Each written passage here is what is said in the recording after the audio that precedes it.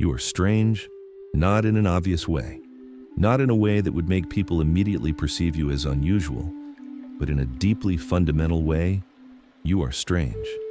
Your mind works in ways that defy logic. Your behavior follows patterns that make no rational sense. Your emotions pull you in directions that contradict your stated values. You are a collection of contradictions, impulses, inconsistencies, and patterns that all operate according to rules you didn't choose and don't fully understand. This is not a criticism. This is not a pathology. This is not a character flaw. This is simply what it means to be human. Every human being operates according to hidden patterns. Every human being is driven by forces that don't make logical sense. Every human being is strange in precisely these ways. The strange part is that you probably don't realize how strange you are. You probably think you understand yourself. You probably think you know why you do what you do. You probably think your behavior makes sense. But when you look at the actual science of human behavior, when you look at what researchers have discovered about how the human mind and body work, a very different picture emerges. The picture is not one of a rational being making logical choices. The picture is one of a creature operating according to ancient patterns, evolved mechanisms, social instincts, emotional drives, and cognitive shortcuts. The picture is one of a being that is far more influenced by unconscious processes than conscious thought. The picture is one of a fundamentally strange organism trying to navigate a world that its evolutionary history never prepared it for. This script is about that strangeness. This is about understanding the hidden patterns that shape your behavior. Not to judge you, not to criticize you, but to reveal to you the genuine mechanisms that are operating beneath the surface of your consciousness, to show you the science of what makes you human. Here's what's crucial to understand.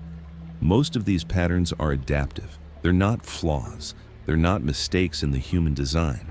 They're features that evolved because they helped your ancestors survive and reproduce. They were incredibly useful in the ancestral environment. They're still useful in many ways. But they're also causing problems in the modern world because the modern world is very different from the world your ancestors lived in. Your brain evolved to solve problems in a world of scarcity. Now you live in a world of abundance. Your brain evolved to navigate small social groups. Now you live in a world of mass communication. Your brain evolved to be cautious about threats that could kill you. Now you live in a world where most threats are psychological rather than physical. Your brain evolved to make quick decisions with limited information. Now you live in a world with infinite information and the luxury of deliberation. The patterns that evolved to help you survive are now creating anxiety, poor decision-making, unhealthy relationships, and dissatisfaction. Not because the patterns are bad, but because they're mismatched to your current environment. Understanding these patterns is the first step toward working with them rather than being controlled by them. Understanding these patterns is the first step toward becoming conscious of your own strangeness. And once you're conscious of it, you can start to make different choices. The structure of human strangeness. Before we dive into the 30 specific patterns, we need to understand the basic structure of what makes human behavior so strange. The first principle is embodiment. You are not a mind. You are not a consciousness trapped in a body. You are a body. Your mind is an embodied mind. Every thought you have is shaped by your body. Every emotion you feel has physical correlates. Your body and your mind are completely inseparable. This is strange because we're taught to think of the mind and body as separate. We're taught that the mind is the real self and the body is just a vehicle. But the science shows that this is incorrect. Your body is you. Your body's sensations, your body's states, your body's position in space, all of these are shaping your thoughts and emotions. When you're tired, you think differently. When you're hungry, you make different decisions. When you're standing versus sitting, your thoughts change. When your body is tense, your perspective shifts. You are not a mind piloting a body like a robot. You are a body, and your mind is part of that body's functioning. The second principle is social embeddedness. You are not an individual. You are a social being. Your entire identity is constructed through social relationships and social contexts. Your thoughts, your values, your behavior, all of these are shaped by the social world around you. This is strange because we're taught to value individualism. We're taught to think of ourselves as independent beings. But the science shows that this is an illusion. Your mind is fundamentally social. Your sense of self is constructed through relationships. Your behavior changes dramatically depending on who's around you. You are not an individual. You are a node in a network of relationships. The third principle is automaticity. Most of your behavior is automatic. It's not conscious. It's not deliberate. It's not chosen. It's just happening. Your brain is processing information and generating behavior largely without your conscious awareness. This is strange because we experience ourselves as conscious and deliberate. We experience ourselves as making choices. But the science shows that consciousness is like the tip of an iceberg. The vast majority of your mental processing happens below the threshold of consciousness. Your conscious mind is like the public face of your brain, but most of the work is happening backstage. The fourth principle is multiplicity. You are not one person. You are many people. You have different selves that emerge in different contexts. You're one person with your family, another person with your friends, another person at work, another person online. These aren't deceptions. These are genuine different expressions of yourself. This is strange because we think of the self as singular and consistent. We think we should be the same person in all contexts, but the science shows that we're far more fragmented than that. Different contexts activate different aspects of your personality, your values, your behavior patterns. Your multiple selves operating according to the context. The fifth principle is unconscious influence. Most of what shapes your behavior happens outside your awareness. Your past experiences, your evolutionary history, your social context, your physical environment, all of these are shaping your behavior in ways you don't notice. This is strange because we think we're in conscious control of our behavior. We think we understand why we do what we do. But the science shows that there are hidden influences operating constantly. You're being shaped by forces you're not aware of. These 5 principles form the foundation of the strangeness of being human, and the 30 patterns we're about to explore are specific manifestations of these principles. Why humans are so strange. The evolutionary mismatch. To understand why humans are so strange, we need to understand the evolutionary context that created us. Your brain evolved over millions of years, but most of the important evolutionary pressure happened in the last 300,000 years in the ancestral environment.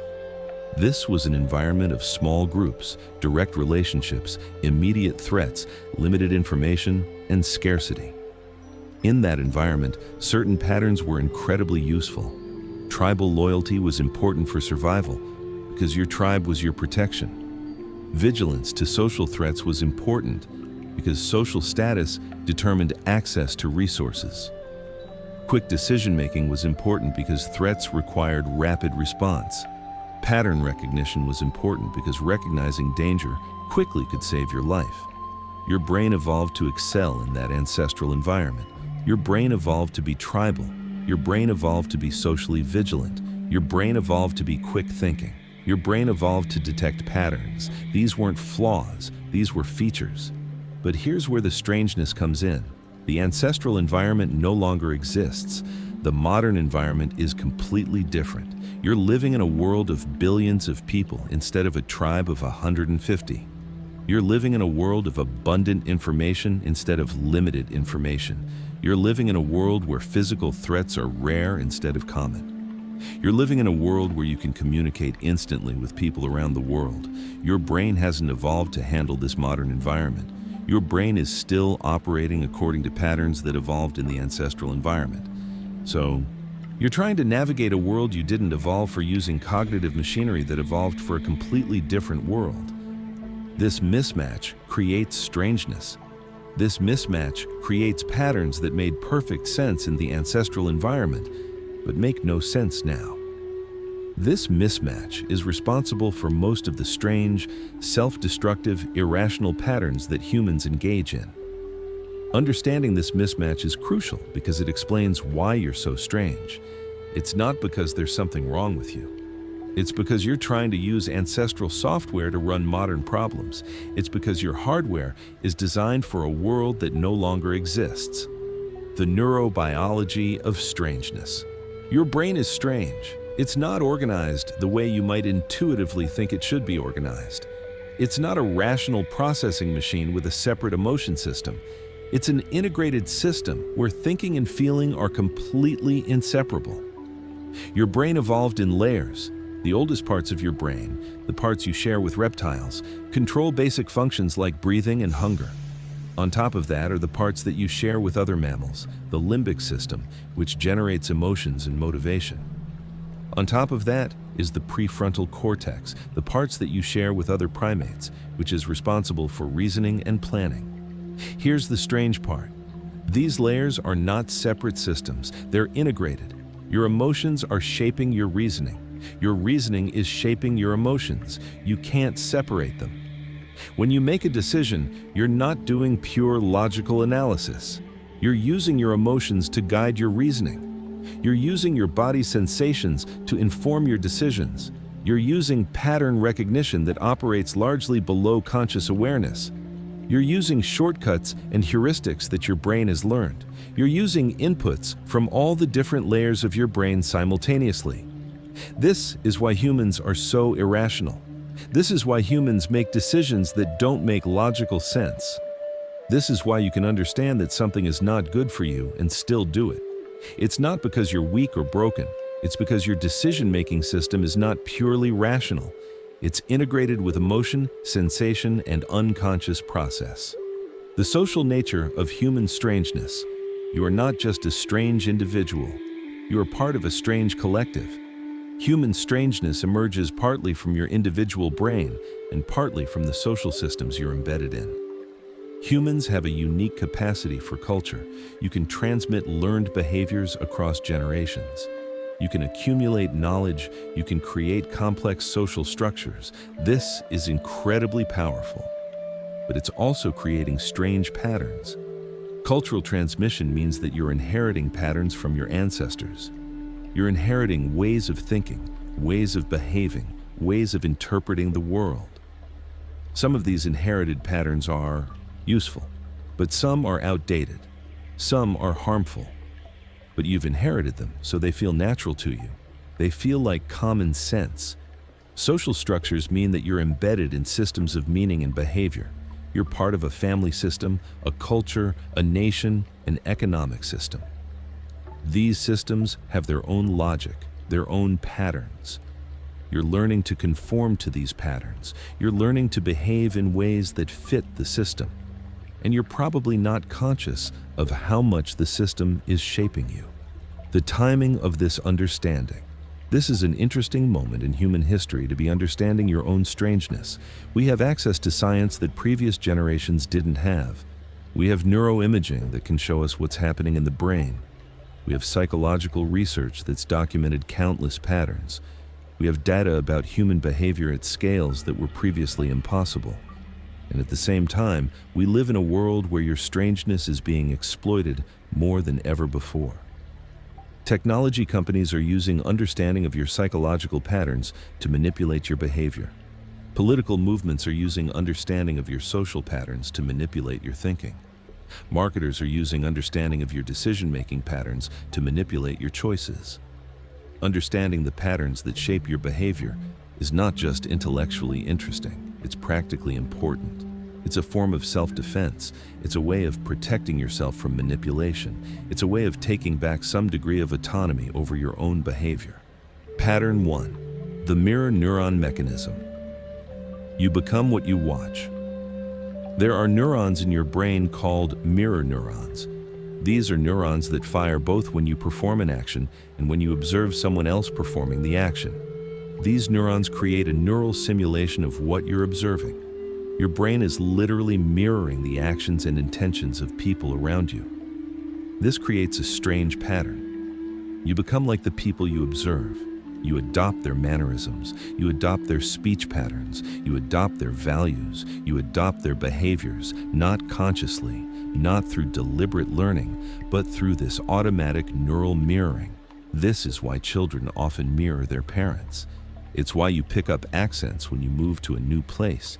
It's why you start acting like your friends. It's why you're influenced by the media you consume. Your brain is automatically mirroring what it observes. Here's what makes this pattern particularly strange. You probably don't realize it's happening. You probably think you've made independent choices to adopt certain mannerisms or values. But really, your mirror neurons have been simulating them, and your brain has been absorbing them through observation. This has profound implications. The people you spend time with are shaping who you become. The media you consume is shaping who you become. The cultural figures you admire are shaping who you become. You're not choosing your own development as much as you think. You're being shaped by who and what you're exposed to. In modern times, this pattern is particularly powerful because of media. You can observe people on screens. Your mirror neurons fire. You simulate their behavior. You absorb their patterns, and your brain treats mediated observation nearly the same as direct observation. So celebrities are shaping who you become. Influencers are shaping who you become. News anchors are shaping who you become. The strange part is that this is largely unconscious. You don't notice that you're mirroring. You don't notice that you're becoming like what you observe. It just happens. And then you look back and realize that you've absorbed patterns from people you've observed. Pattern 2. The embodied cognition effect. Your body is thinking. Your mind is not separate from your body. Your body is part of your thinking. The position of your body, the sensations in your body, the movements of your body, all of these are shaping your thoughts. Here's a simple example. When you hold a warm cup of coffee, you tend to judge people as having warmer personalities. When you hold a cold object, you tend to judge people as colder. This is not conscious. Your body's temperature sensation is influencing your social judgment. Or another example. When you sit in an upright posture, you feel more confident. When you sit in a slouched posture, you feel less confident. Your body posture is influencing your emotional state. Or another example. When you move your facial muscles into a smile, you actually feel happier. When you move your facial muscles into a frown, you actually feel sadder. Your facial expression is influencing your emotional state. This is embodied cognition. Your thoughts, your emotions, your judgments, all of these are shaped by your body. You're not a mind that happens to inhabit a body. You're an embodied mind. Your body is doing much of the thinking.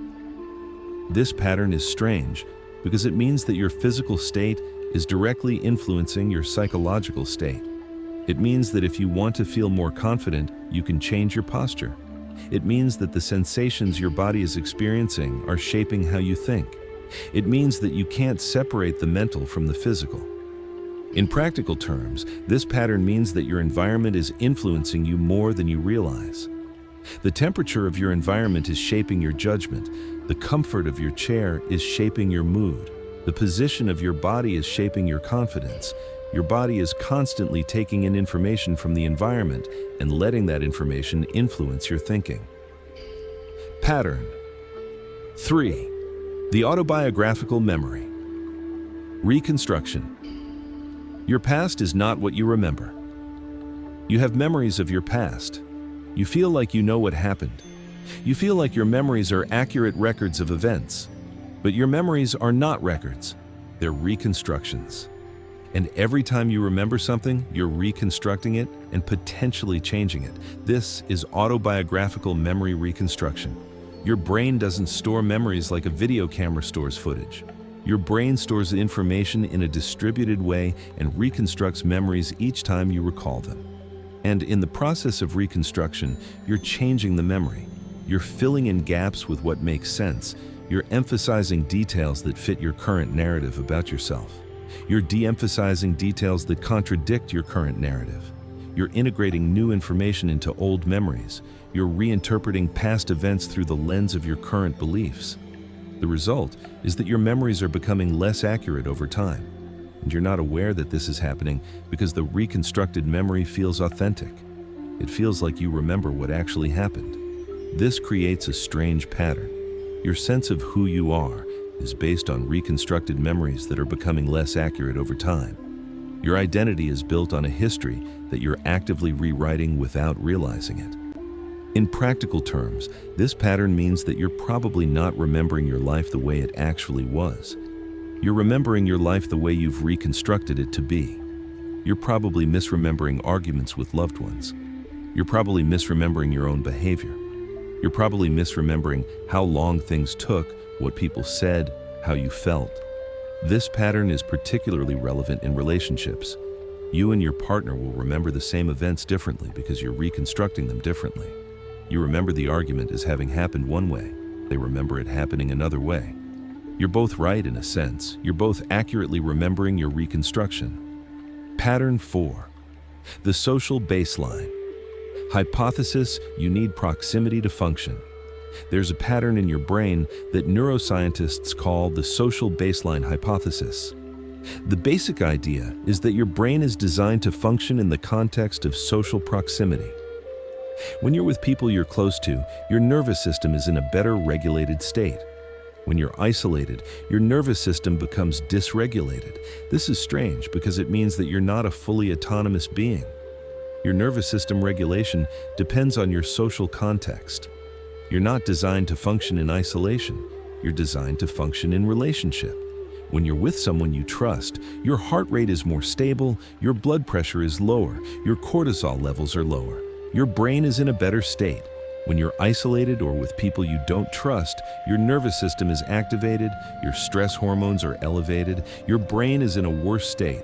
This explains why loneliness is so damaging. It's not just that loneliness makes you sad. It's that loneliness is dysregulating your entire nervous system. It's activating your stress response. It's degrading your physical health. It's affecting your cognitive function. This pattern also explains why people stay in unhealthy relationships.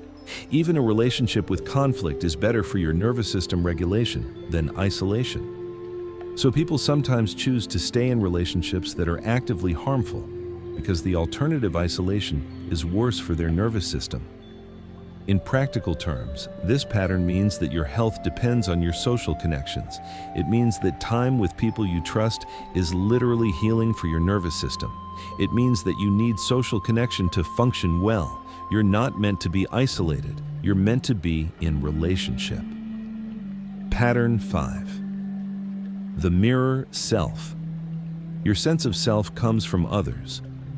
Your sense of who you are comes largely from how you imagine others perceive you. This is called the looking glass self. You're not developing a sense of self independently. You're developing a sense of self by imagining how you appear to others and then internalizing that imagined perception. This creates a strange pattern. Your sense of self is an internalized version of how you imagine others see you. You're constantly wondering how you're being perceived. You're imagining how you look, how you sound, how you're coming across, and then you're internalizing that imagined perception as your sense of self. In childhood, this works fairly well because the people around you are actually perceiving you and giving you feedback. You internalize their perceptions and develop a sense of self based on feedback from people who know you. But in modern times, this pattern is creating problems. You're constantly being exposed to images of people who are more beautiful, more successful, more accomplished than you. So your looking glass self is becoming distorted.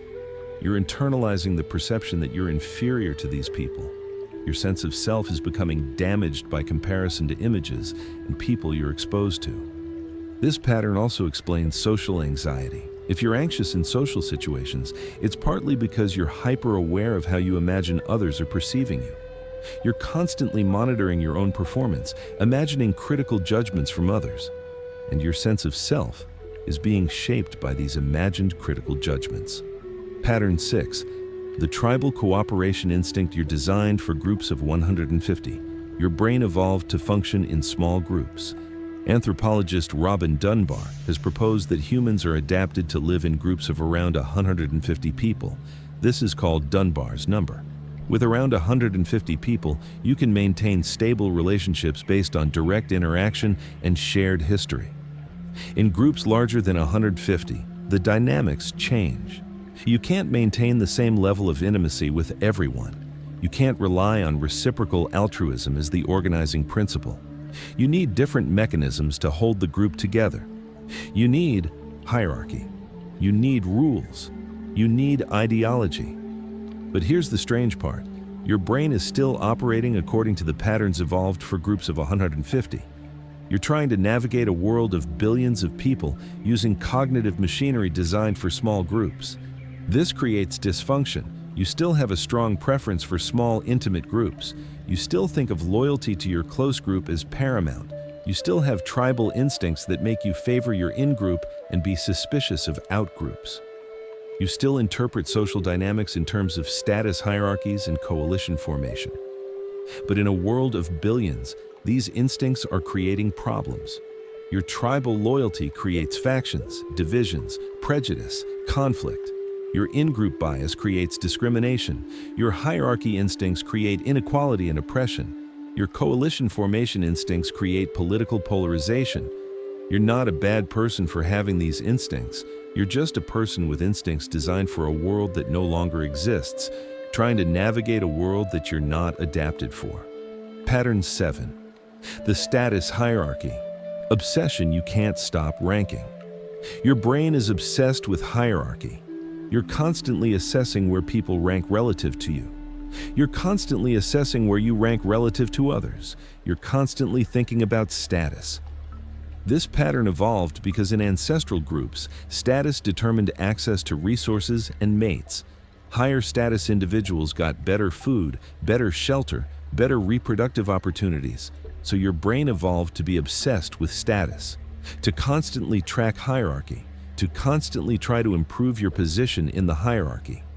In modern times, this pattern is relentless. You can't stop thinking about status. You're constantly comparing yourself to others. You're constantly worried about your status relative to your peers. You're constantly trying to signal status. You're constantly worried about losing status. This pattern creates immense suffering because status is a zero-sum game in your mind.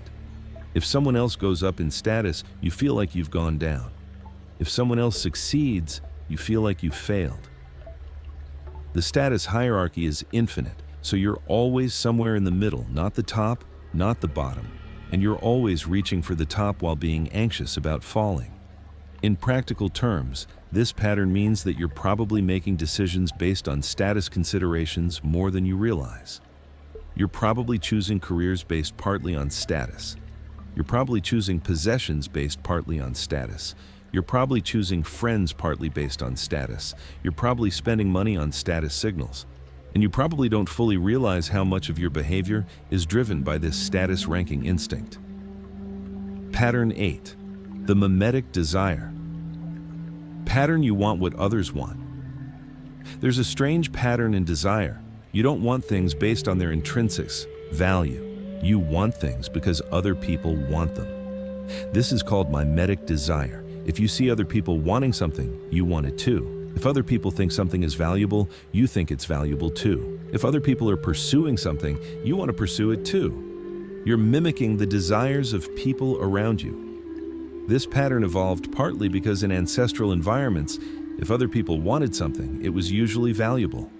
Other people had knowledge you didn't have, so following their desires could help you find valuable resources. But in modern times, this pattern is creating dysfunction. You want things you don't actually need because you see other people wanting them. You pursue careers you don't actually care about because you see other people pursuing them. You pursue relationships you don't actually want because you see other people pursuing them. Your desires are being completely hijacked by what you observe other people desiring. This is particularly powerful in social media. You see what other people are wanting, and you want it too. You see what other people are achieving, and you want to achieve it too. You see what other people are possessing, and you want to possess it too.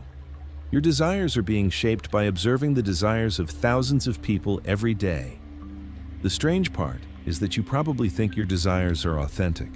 You probably think you've chosen what to want, but really, you've been mimicking the desires of people around you. Your wanting is not your own. Pattern 9. The narrative self-construction. You're creating a fictional character. You have a sense of self. You have an identity. You feel like you're a coherent person with consistent traits and values. But this sense of self is largely fictional. It's a narrative that your brain constructs. Your brain is constantly creating stories about who you are. It's taking your behaviors and intentions and creating narratives that make them coherent. It's creating a fictional character, you, that has consistent personality traits and motivations. But the reality is that you're far more fragmented than this. You're many different people in different contexts. You have contradictory values and behaviors. You're inconsistent. But your brain doesn't like inconsistency, so it creates a narrative that smooths over the contradictions and creates the impression of a coherent self. This narrative self is useful in many ways. It helps you coordinate your behavior across time. It helps you predict your own future behavior. It helps you understand your own motivations. But it's also limiting. It constrains you. It makes you defensive when your self-narrative is challenged. You're probably highly attached to your self-narrative. You probably defend it vigorously. You probably interpret evidence that contradicts your narrative as wrong, because your entire sense of identity depends on the narrative. Challenging the narrative feels like a personal attack. Pattern 10. The predictive processing brain. You're always predicting, never perceiving. Your brain is not perceiving the world accurately. Your brain is constantly predicting what it's going to perceive and then checking those predictions against actual sensory input. If the prediction matches the input, good. If the prediction doesn't match, your brain updates the prediction. This is called predictive processing. Your brain is fundamentally a prediction machine. It's not trying to accurately perceive reality. It's trying to make accurate predictions about what's going to happen next. This creates a strange pattern. You're not perceiving the world as it is. You're perceiving the world as your brain predicts it to be. Your perceptions are shaped by your expectations. Your expectations are shaped by your past experiences and beliefs. So your perception of the world is largely determined by who you already are. This explains why two people can observe the same event and perceive it completely differently. Their predictions are different, their expectations are different, so their perceptions are different. They're literally seeing different things. This pattern also explains why changing your mind is so difficult. Your brain has developed detailed predictions based on your experience and beliefs. When you encounter contradictory evidence, your brain doesn't immediately change its predictions. It looks for ways to interpret the evidence as fitting the existing predictions. It takes a lot of contradictory evidence to shift the predictions. In practical terms, this pattern means that your perception of the world is not objective. Your perception is filtered through your expectations and predictions. Different people literally perceive the world differently. You're not perceiving the world as it is. You're perceiving the world as your brain predicts it to be. Pattern 11. The affect heuristic. Your feelings are your facts. You're trying to make a decision. You're weighing the options. But you're not actually doing a logical analysis. You're using a shortcut. You're checking how you feel about each option and then using that feeling as a proxy for the value of the option. If you feel good about something, you assume it's good. You assume the benefits are high and the risks are low. If you feel bad about something, you assume it's bad. You assume the benefits are low and the risks are high. Your feelings are guiding your judgment. This is called the affect heuristic. You're not thinking your way through decisions, you're feeling your way through decisions. And your feelings are based on past experiences, associations, media exposure, and many other factors that have nothing to do with the actual merits of the decision. This pattern is particularly powerful in risk assessment. If you feel afraid of something, you judge it as risky. If you feel comfortable with something, you judge it as safe. But your feelings about risk might be completely disconnected from the actual level of risk. You might feel extremely afraid of sharks but be statistically much safer around sharks than around cars. This pattern is also powerful in moral judgments. If something feels wrong to you, you judge it as immoral. You then look for reasons why it's immoral. You construct a moral argument to justify your feeling. But the moral argument comes after the feeling. Your feeling is driving your judgment. In practical terms, this pattern means that you're not making decisions based on careful analysis. You're making decisions based on how you feel. And your feelings are often shaped by factors that have nothing to do with the decision you're making. You might feel irritable because you're hungry, and that irritability might influence a decision completely unrelated to hunger. Pattern 12. The default bias. You almost never change your defaults. There's a strange pattern in how people make decisions. They rarely change their defaults. If something is the default option, people tend to stick with it. If you change what the default is, people choose the new default. This has been proven repeatedly in studies. When organ donation is the default, most people are organ donors. When opting into organ donation is required, very few people are donors. The only difference is what the default is. But the default has an enormous influence on choice. This pattern creates strange outcomes. You're probably using products or services or subscriptions that you don't actually prefer because they were the default. You're probably not taking actions that would benefit you because they require opting in. You're probably in situations you don't actually want to be in because opting out requires effort. This pattern is partly about effort. Changing the default requires effort. Your brain defaults to minimizing effort, so you stick with the default even if a different option would be better for you. But it's also partly about status quo bias and loss aversion. The default option feels like the status quo. Changing it feels like a loss. Your brain is loss averse, so you stick with the default even if it's not optimal. In practical terms, this pattern means that defaults are controlling your life more than you realize. Your default communication style is shaping how people perceive you. Your default response to conflict is shaping your relationships. Your default career path is shaping your work. Your default beliefs are shaping how you see the world. Pattern 13. The temporal discounting effect. You massively value the present over the future. You have a strange relationship with time. You value the present enormously more than the future. You would rather have $1 today than $2 tomorrow. But you would choose $2 in a month over $1 in 31 days. This is called temporal discounting. The closer something is to the present, the more you value it. The further something is in the future, the less you value it. And this effect is extreme. You're willing to sacrifice enormous future benefits for small present benefits. This pattern evolved because in ancestral times, the present was more certain than the future. There was no guarantee you'd be alive tomorrow, so it made sense to value present benefits. But in modern times, where you're likely to be alive for many decades, this pattern is self-destructive. You skip exercise today because you want the present benefit of not exercising. You eat unhealthy food today because you want the present pleasure. You don't save money because you want the present consumption. You don't study because you want the present enjoyment. You're sacrificing enormous future benefits for small present benefits.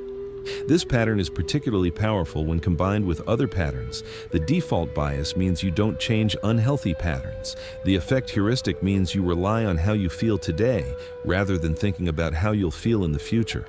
Mimetic desire means you're copying the short-term focused behavior of people around you. In practical terms, this pattern means that your future self is essentially a stranger to you. You're making decisions that are bad for your future self because your present self is discounting the future so heavily. You're probably living in a way that your future self will regret. Pattern 14. The mere exposure effect, extended. You love what you're exposed to. The more you're exposed to something, the more you like it. This is true even if you didn't initially like it. This is true even if the thing isn't actually good. Exposure creates preference. This is the mere exposure effect. Exposure is creating a sense of familiarity and safety. Your brain is interpreting familiarity as safety. And safety creates preference.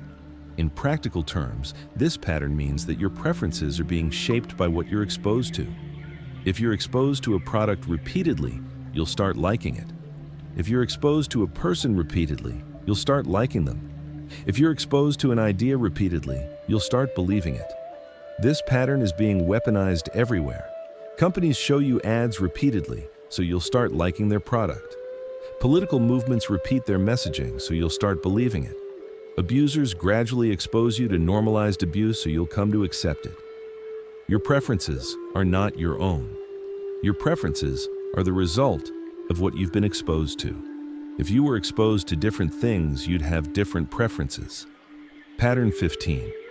The contrast effect. Context is everything. Your judgment of something depends on what you compare it to.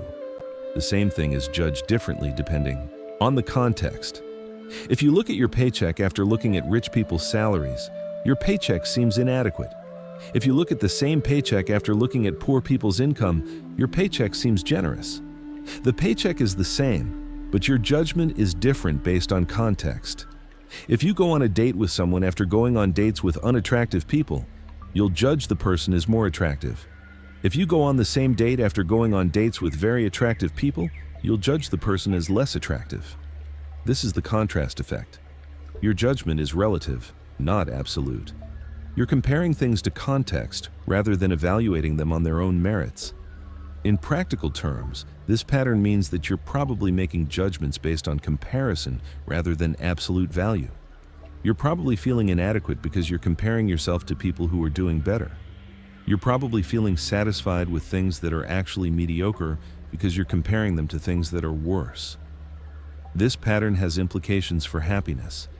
If you're constantly comparing yourself to people who are doing better, you're creating dissatisfaction. If you're constantly comparing yourself to people who are doing worse, you're creating satisfaction. Your happiness depends on the comparisons you're making. Pattern 16.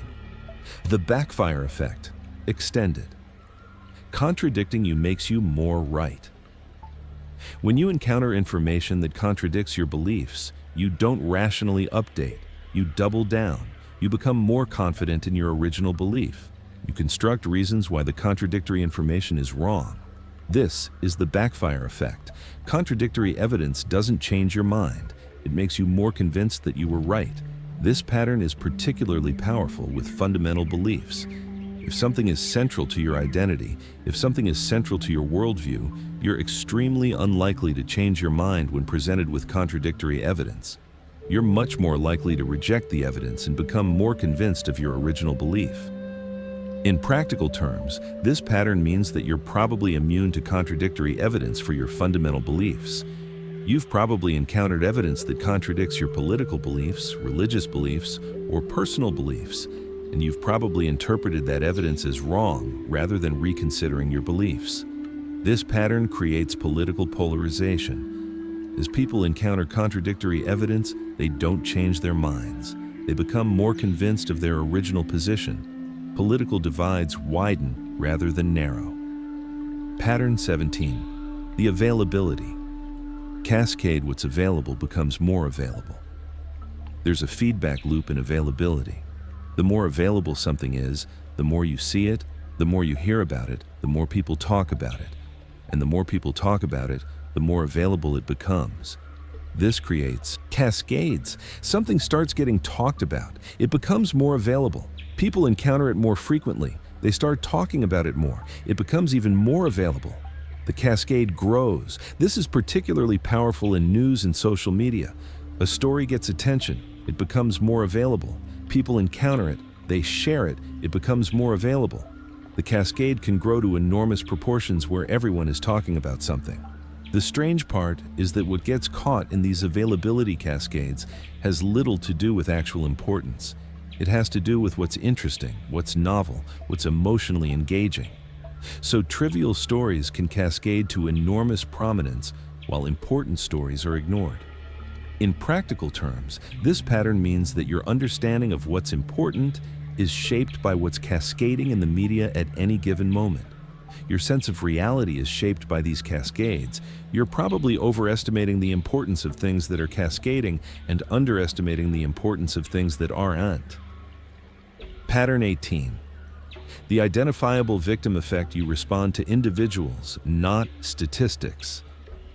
You hear that thousands of people are suffering from a disease. You feel sad, maybe you donate some money. But then you hear about an individual person with that disease. You feel a much stronger emotional response. You're much more motivated to help. This is the identifiable victim effect. You respond strongly to identifiable individuals, but respond weakly to statistics. One identified person in need creates a stronger response than thousands of anonymous people in need. This pattern evolved because in ancestral times, you would have known the people around you.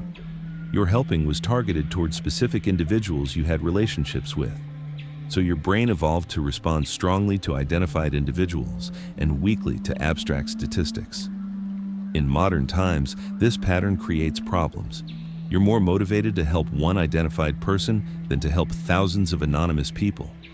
You're more motivated by one dramatic story than by data showing that thousands are affected. Your compassion is captured by what's identifiable and neglects what's abstract. In practical terms, this pattern means that your moral responses are being shaped by narrative rather than data. You're more moved by a story than by statistics. You're more likely to help when you see someone's face than when you read about a problem affecting many. Pattern 19. The correspondence bias extended. You blame character, not circumstance. When someone behaves poorly, you assume it's because of their character.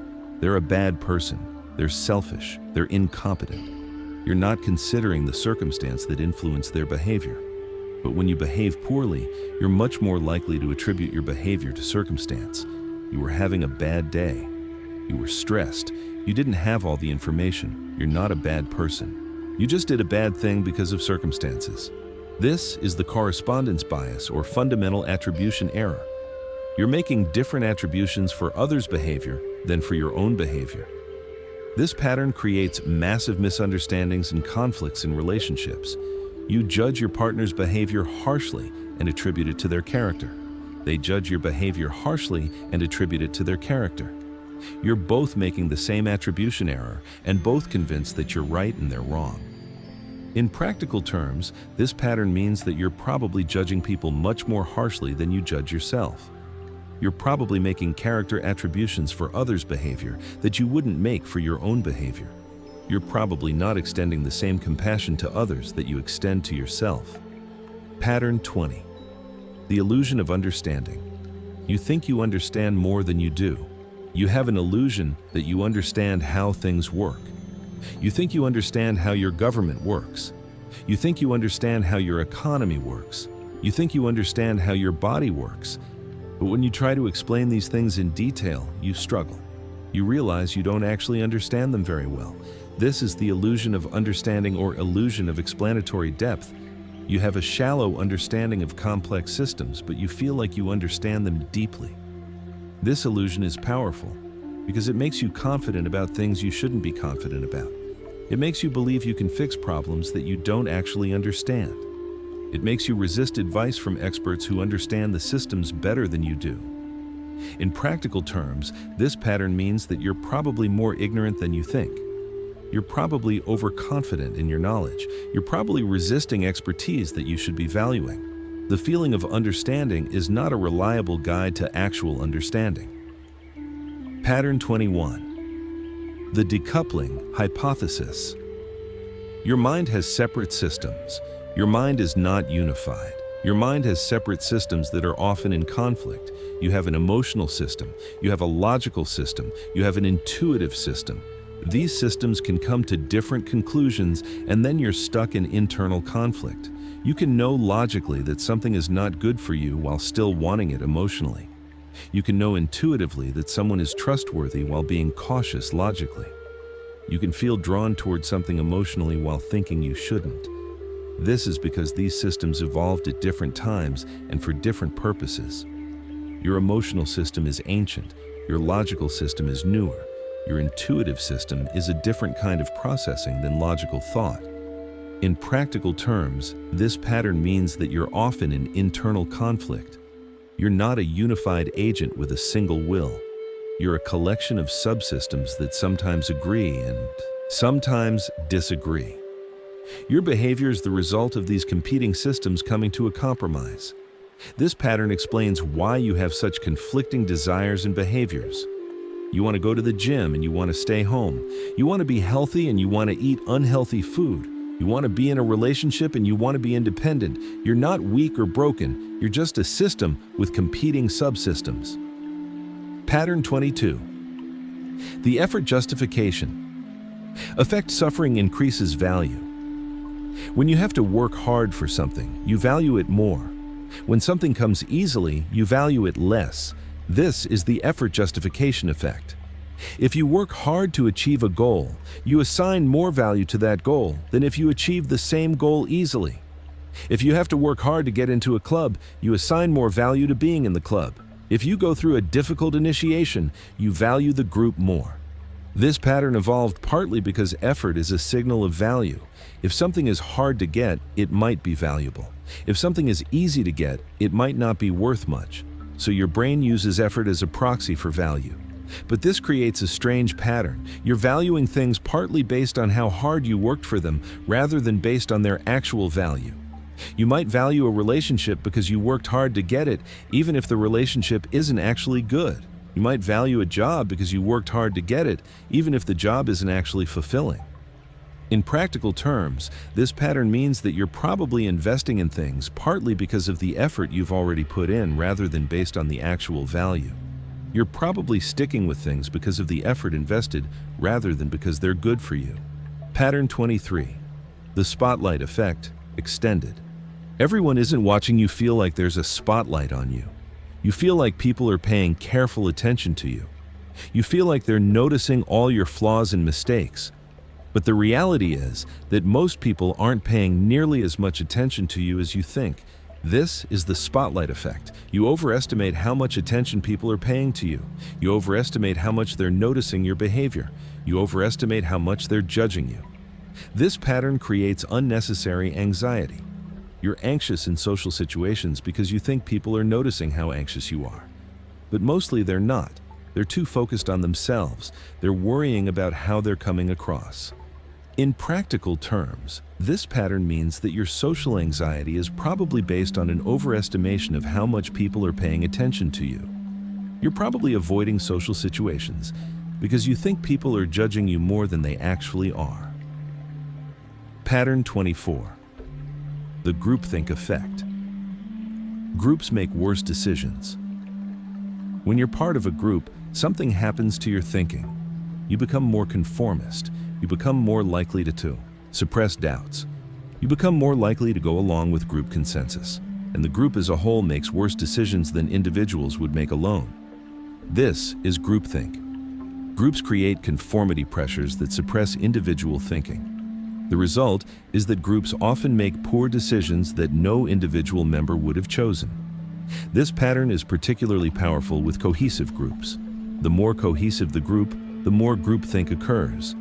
Groups where dissent is suppressed, where there's a strong leader, where the group faces external pressure, these groups are particularly susceptible to groupthink.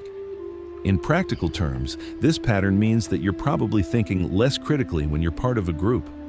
You're probably conforming to group consensus even when you have doubts. You're probably going along with group decisions even when you think they're wrong. And if you're leading a group, you're probably encouraging groupthink even if you don't intend to. Pattern 25. The Semmelweis reflex. You reject evidence that challenges your worldview. When someone presents evidence that contradicts your worldview, you reject it reflexively. You don't carefully consider the evidence. You just reject it. This is called the Semmelweis reflex. It's named after Ignaz Semmelweis, a doctor who discovered that washing hands reduced maternal mortality. But his findings were rejected by the medical community because they contradicted the prevailing worldview about disease transmission. The Semmelweis reflex is a pattern of rejecting evidence that contradicts your worldview without carefully examining it. It's a defensive pattern that protects your existing beliefs. In practical terms, this pattern means that you're probably rejecting valid evidence that contradicts your beliefs. You're probably dismissing experts whose findings contradict your worldview. You're probably not carefully considering ideas that challenge your fundamental assumptions. Pattern 26. The curse of knowledge. Extended. You can't imagine not knowing. Once you know something, you can't imagine not knowing it. You can't put yourself in the position of someone who doesn't know. This makes it very difficult for you to teach, explain, or communicate with people who don't know what you know. This is the curse of knowledge. Knowledge is a curse because it prevents you from understanding what it's like to not know. This pattern creates communication problems. Experts are often terrible at explaining things to beginners because they can't remember what it's like to not know. Parents are often frustrated with their children's lack of understanding because they can't remember being confused about basic things. In practical terms, this pattern means that you're probably having communication difficulties that are caused partly by the curse of knowledge. You probably have trouble explaining things you understand well. You probably get frustrated with people who don't understand things that seem obvious to you. You're probably assuming that things are more obvious than they actually are. Pattern 27. The moral disengagement mechanism you justify. Unethical behavior. You do something you know is unethical. You feel guilty. But instead of changing your behavior, you change your thinking about the behavior. You convince yourself that it's not actually unethical, or it's not your fault, or it's justified given the circumstances. You engage in moral disengagement. This mechanism allows you to do unethical things while maintaining your self-image as a moral person. You're not consciously deceiving yourself. You're genuinely convinced that your behavior is justified. In practical terms, this pattern means that you're probably doing unethical things that you've convinced yourself are justified. You're probably blind to ways in which your behavior contradicts your values. You're probably making a distinction between your own behavior, which you judge charitably, and others' behavior, which you judge critically. Pattern 28. The self-serving bias. You're special. You're prone to self-serving bias. You attribute your successes to your own abilities and efforts. You attribute your failures to circumstances outside your control. You overestimate your abilities and underestimate your flaws. This bias is universal. Everyone has it. Everyone thinks they're above average. Everyone thinks they're more ethical than average. Everyone thinks they're smarter than average. Statistically, this is impossible, but everyone thinks it. This bias is partly adaptive. It helps you maintain confidence and motivation, but it also distorts your self-perception and makes it hard for you to improve because you're not accurately assessing where your weaknesses are. In practical terms, this pattern means that you're probably overestimating your abilities. You're probably underestimating your flaws. You're probably attributing your successes to your own efforts and your failures to circumstances. You're probably not as good as you think you are. Pattern 29. The hyperbolic discounting effect. Extended. Your decisions are impulsive. You make decisions as if you care deeply about the immediate future. You discount the distant future so heavily that it's almost irrelevant to your decisions, but your preferences flip over time. You decide today that you'll exercise tomorrow.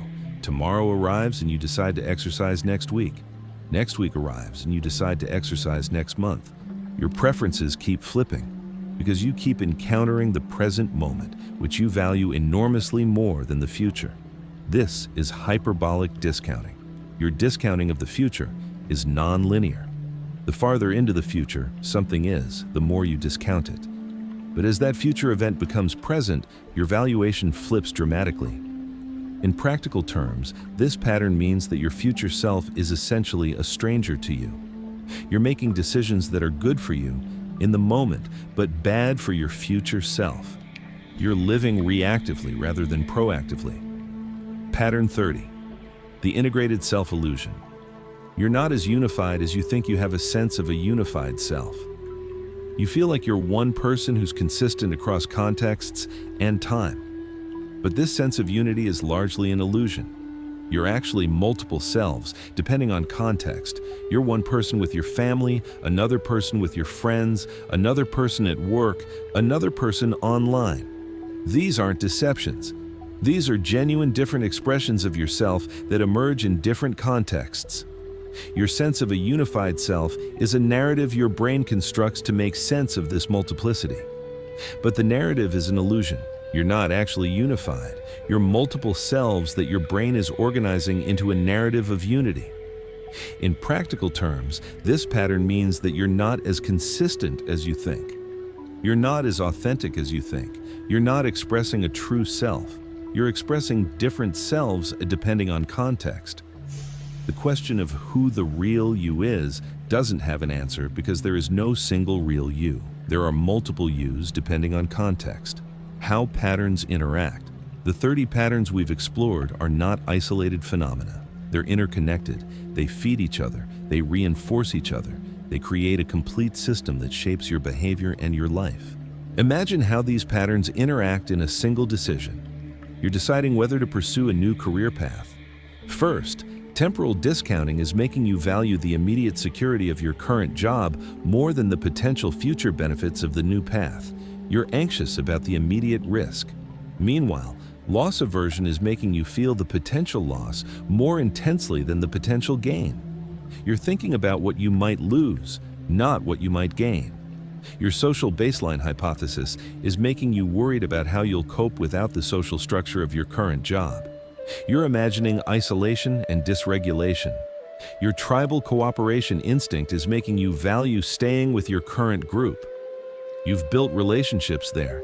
You have status there. The new path means leaving the group. Your status hierarchy obsession is making you worry about status in the new path. Will you be able to achieve high status? Will you be able to compete? Your mimetic desire is making you look at what other people with your background have done. Have they pursued new paths? What happened to them? Your narrative self is making you think about how this decision fits into your story about who you are. Are you a person who takes risks or a person who plays it safe? Your moral disengagement is making you rationalize why you shouldn't take the risk. It's not responsible. You have obligations. It's more ethical to stay. Your effort justification is making you value your current job because of all the effort you've invested in it. Your default bias is making you stick with the current path because it's the default. And your hyperbolic discounting is making you weight the immediate future heavily relative to the distant future. All of these patterns are active simultaneously. All of them are influencing your decision. They're not all pointing in the same direction, but many of them are pointing towards staying with the current path. The result is that you stay in your current job not because it's the best decision, but because 30 different patterns are all acting to keep you there. The evolutionary mismatch revisited. The fundamental reason why humans are so strange is evolutionary mismatch. Your brain evolved for a world that no longer exists. Your software is designed for ancestral hardware and environments. But here's what's interesting. Understanding this mismatch doesn't immediately free you from it. You can understand that you're subject to temporal discounting. That doesn't mean you automatically stop discounting the future heavily. You can understand that you have tribal instincts. That doesn't mean they stop influencing your decisions. The patterns are not conscious rules that you can simply opt out of. They're deep, embodied neurological patterns that operate automatically. Understanding them creates awareness, and awareness creates the possibility of choice. But understanding them doesn't automatically change the patterns. This is why behavioral change is so difficult. You're trying to change patterns that evolved over millions of years to solve problems in ancestral environments. You're trying to change patterns using the conscious part of your brain, while 99% of the work is happening in the unconscious part of your brain. The modern world mismatch. The modern world is uniquely mismatched to human nature in specific ways. First, abundance. Your brain evolved in scarcity. Your brain is designed to accumulate, to hoard, to prepare for scarcity. But you live in abundance. Your brain is constantly trying to accumulate and prepare, but there's always more. So you end up with more than you need, feeling anxious about scarcity that doesn't exist. Second, scale. Your brain evolved to navigate groups of around 150 people. Now you're navigating social media with thousands of people. You're navigating politics at the scale of hundreds of millions. Your brain's tribal instincts are being activated at a scale they were never designed for. Third, information. Your brain evolved with limited information. You had to make decisions with incomplete information and then live with them. Now you have nearly infinite information available instantly. But your brain hasn't evolved to process infinite information. You're overwhelmed. Fourth, speed. Your brain evolved in an environment where change was slow. Now, change is rapid. Technology changes, social norms change. The world is changing faster than your brain can adapt. Fifth, abstraction. Your brain evolved to deal with concrete, immediate, tangible things. Now you deal with abstract concepts, money, nations, ideologies. These abstract concepts are less intuitive to your brain than concrete things. This mismatch between your evolved nature and the modern world is creating dysfunction. It's creating anxiety, depression, addiction, dissatisfaction, conflict. Why understanding strangeness matters. Understanding your own strangeness matters for several reasons. First, compassion. When you understand the patterns that shape behavior, you can be more compassionate toward people's seemingly irrational behavior. You can recognize that you're all operating according to similar patterns. You're all strange in similar ways. This creates empathy. Second, self-compassion. When you understand your own strangeness, you can be more compassionate toward yourself. You can recognize that you're not broken or flawed. You're just human. You're operating according to patterns that make sense given your evolutionary history. This reduces shame.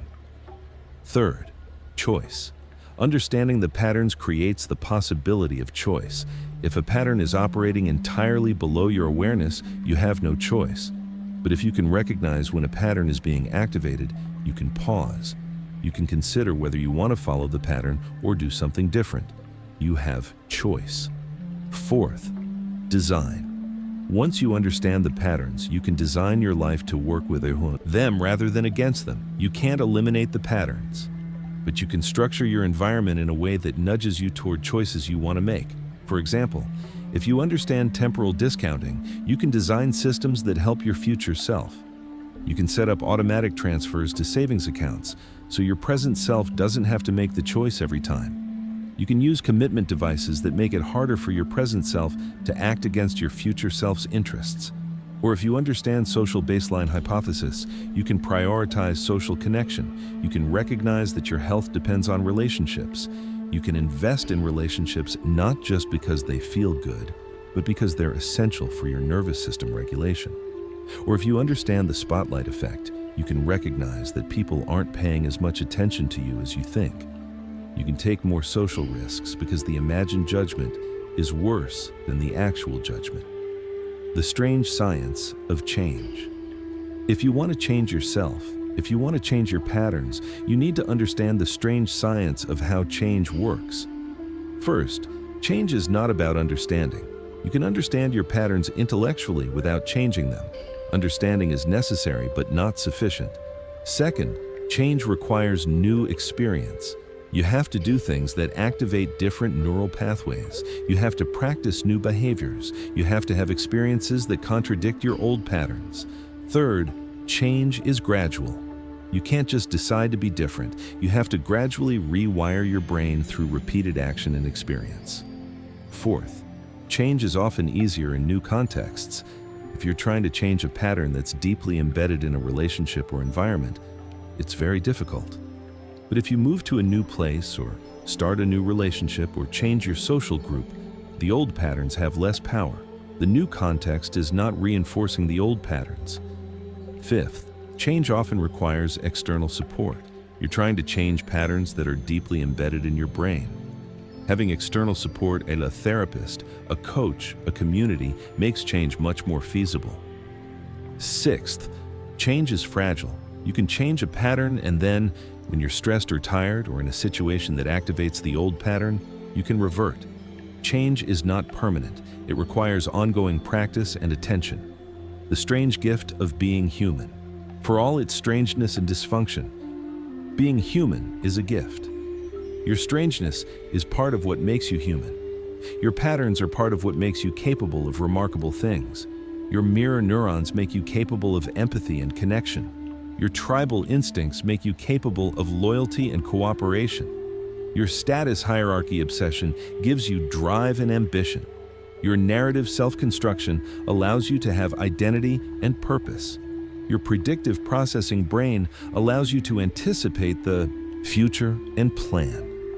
The patterns that create dysfunction also create the capacity for remarkable things. You can't have the good without the strange. You can't have empathy without the patterns that make you vulnerable. You can't have creativity without the patterns that make you irrational. You can't have love without the patterns that make you possessive and jealous. Being human is being strange, and that strangeness is part of your nature. The work is not to eliminate it. The work is to understand it. The work is to navigate it. The work is to work with it rather than being controlled by it. The integration of understanding. As you integrate understanding of these 30 patterns, something shifts. You start to see patterns everywhere. You start to recognize when you're operating according to an evolutionary pattern. You start to catch yourself in the middle of a pattern and realize you have a choice. You notice that you're mimicking someone's behavior, and you can choose whether to continue. You notice that you're making a decision based on temporal discounting, and you can choose to weight the future more heavily. You notice that you're being influenced by status concerns, and you can choose whether to pursue status or pursue something else. You notice that your partner is operating according to patterns, and you can feel compassion instead of judgment. You notice that your group is falling into groupthink, and you can choose to speak up. You notice that society is operating according to patterns, and you can choose whether to follow the patterns or do something different. This doesn't mean you can escape the patterns. You're still human. You're still operating according to evolutionary patterns, but understanding them creates space for choice. And choice is what differentiates a human who is conscious from a human who is operating on autopilot. The final strange truth. Here's the final strange truth. The very fact that you can understand these patterns is itself strange. You have the remarkable capacity to step outside your own mind and observe how your mind works. You have the capacity to recognize your own patterns. You have the capacity to understand your own strangeness. This is a uniquely human capacity. Other animals don't do this. Other animals operate entirely according to their patterns, but you can see your patterns, you can understand them, you can choose, at least partially, to act differently. This capacity for self-reflection, this capacity to observe your own mind, is both a blessing and a curse. It's a blessing because it gives you the possibility of conscious choice and change. It's a curse because you can't escape your own strangeness by understanding it. You still have to live with the patterns. You still have to navigate the mismatch between your evolved nature and the modern world. But this is what it means to be human. This is the strange science of being human. This is the source of both your suffering and your remarkable capacity for growth and change. The architecture of human behavior. The 30 patterns we've explored form an architecture. They're not isolated. They're interconnected. They form a system that shapes your behavior in profound ways. At the foundation is embodiment. You are a body. Your thoughts emerge from your body. Your emotions are physical. Your consciousness is embodied consciousness. Built on top of embodiment is prediction. Your brain is constantly predicting. Your perceptions are predictions. Your behavior is based on predicted outcomes. Built on top of prediction is pattern recognition. Your brain recognizes patterns in your experience. Patterns that have repeated before are more likely to repeat again. So your brain learns patterns and uses them to navigate the world. Built on top of pattern recognition is narrative. Your brain creates stories about what the patterns mean. Your brain creates narratives about yourself, your life, your world. These narratives guide your behavior and your decisions. Built on top of narrative is emotion. Your emotions are responses to your narratives. Your emotions guide your behavior toward what your brain predicts will help, and away from what your brain predicts will hurt. Built on top of emotion is social connection.